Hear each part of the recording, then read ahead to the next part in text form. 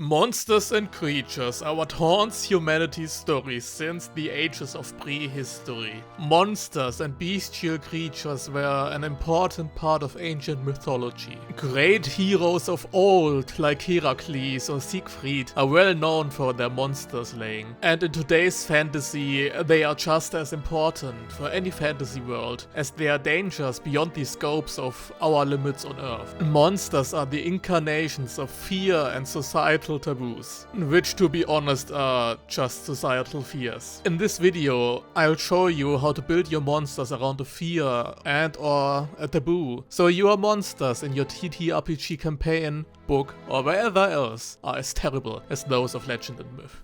Hello, I'm the Worldbuilding Sage. And in my videos I ask questions that help you during your world building and help you along the way to vividly flesh out your world. At the end of the video I'm utilizing said methods by fleshing out a world alongside you. This video is about monsters, which are the most utilized beings in legends, myths and fantasy stories. They are the visualization and maybe the incarnation of human fears or societal taboos. They usually get vanquished by a hero to save the day, or not, depending on the story you want to tell. Which is why the theme of the monster is important. At first, think about the monster's purpose as part of your story and world. Think about what fear it should incorporate, or the societal taboo it should be the incarnation of. It doesn't matter if those taboos are only taboos within your own world and societies and cultures, or if they are real life taboos you are incorporating as a monster into your world. What if scenarios help you to understand fears in a given situation. If you struggle to come up with a fear for your monster within a certain area, like a dungeon.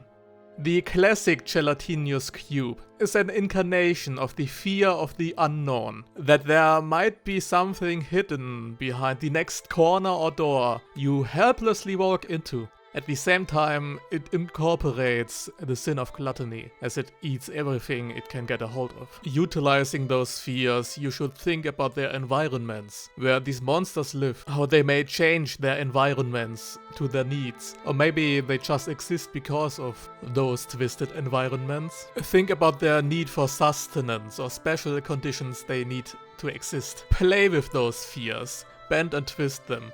Get some inspiration by looking how certain fears are connected. Placing a random monster within a dungeon that isn't related to your dungeon's themes just doesn't feel right. The gelatinous cube is a classic, but it doesn't fit into a haunted mansion. A haunted mansion does pick up the fear of the unknown, the dark, and future peril, but in a different way. In a haunted mansion, the dark reigns and the unknown is hunting you or playing with you directly instead of lurking in some hidden alleyway or behind a door. The fear of the unknown and the dark within a haunted mansion is that you don't know when, where, and how it attacks. And they slowly drain away your morale and constitution while driving you mad. Combining your monster's need for sustenance and their environment and the fears or taboos they incarnate should be enough to get to the rad stuff. But not until you liked and subscribed the video if you liked it so far.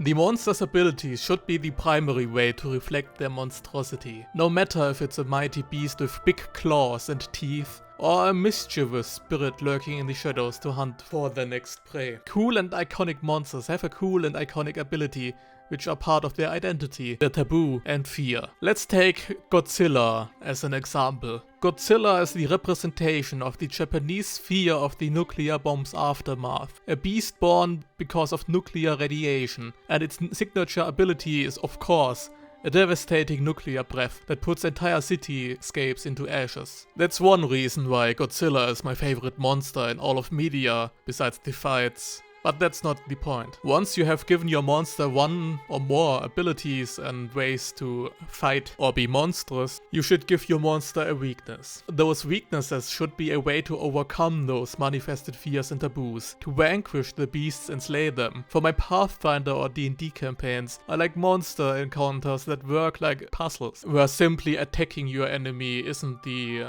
best solution. So let your players think a little about the weakness. But first you have to think for yourself, of course. Let's start off simple. The legendary Hydra Heracles slew regenerated its heads after being cut off. I'm not exactly sure what fear the Hydra incarnated in mythology. Maybe an old fear of turning a stone around and getting greeted by multiple snakes. But at least I know the method of how the Hydra was slain, because it's well known. Burn the stumps of the Hydra's heads off after being cut down. The Hydra's regenerative abilities burn down, like a tree that died after a wildfire. Godzilla's biggest weakness, meanwhile, was himself. The monster was driven off by its own powers rather often. For example, when Mothra reflects its atomic breath.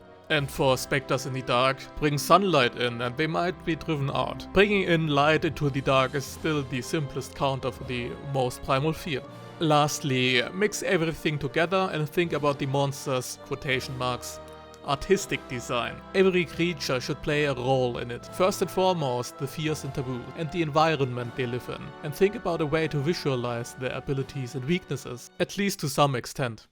So let's create a monster together. We'll flesh out a monster I briefly mentioned in my previous videos. The earwarts reflects the fear of the wild and nature, of overgrowth and vegetation, of a dense and wild forest or jungle, barely able to navigate. It's also representing the fear of bad herbs, especially the lookalikes, which a fool might mistake for poison. For the Gromsfolk people, the earwarts is probably the #1 reason why they never go alone into the woods. In English, earwarts means nothing else but root or deceiving root. Its purpose mostly serves as a danger for the town the players in a hypothetical campaign are in. The monster is a regular occurrence, something grand but nothing too out of the ordinary, especially where they are at, since the beast feeds off magical herbs growing there, getting bigger and stronger the more it feeds. The beast is created to cope with overly large amounts of magical herbs that may attract even greater dangers. It's a response of the earth itself. The people need those herbs, however, and the monster doesn't really differentiate from person or herb. The earwarts mostly fights with its roots. It controls like tentacles. The roots are barely differentiable from normal tree roots sticking out of the mold. The earwarts stretches out its roots for nearly 1000 meters, looking for herbs it can feed off. But those roots also detect the flesh of humans, animals or other beasts. Once it detects something worthwhile, it either catches it and pulls its prey into itself, or it deroots itself and follows the scent to attack them. But the monster only does that when it senses that the danger is great enough to take action. Besides its tentacles, it fights with poisons and acids. Its spores clog your airways and make breathing harder. It makes you either sleepy or causes another condition, while the poisons eat at you from the inside.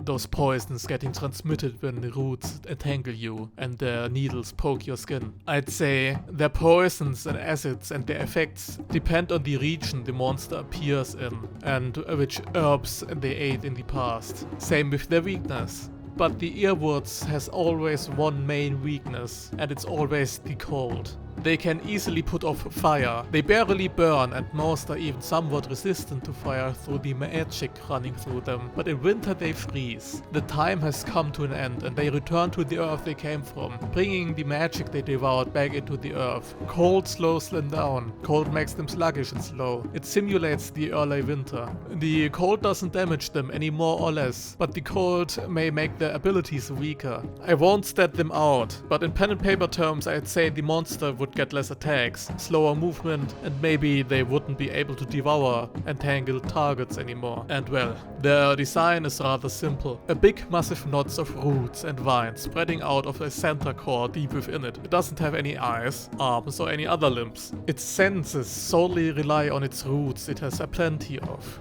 The cutified version of it would be Tangela from Pokemon. Anyway, that's it for today's video. If you made it that far, don't forget to like and subscribe, and maybe leave a comment on the monsters you've designed for your world. By the way, I created a Discord server to talk about world building, TTRPGs and writing. If you are interested, you'll find the link in the description.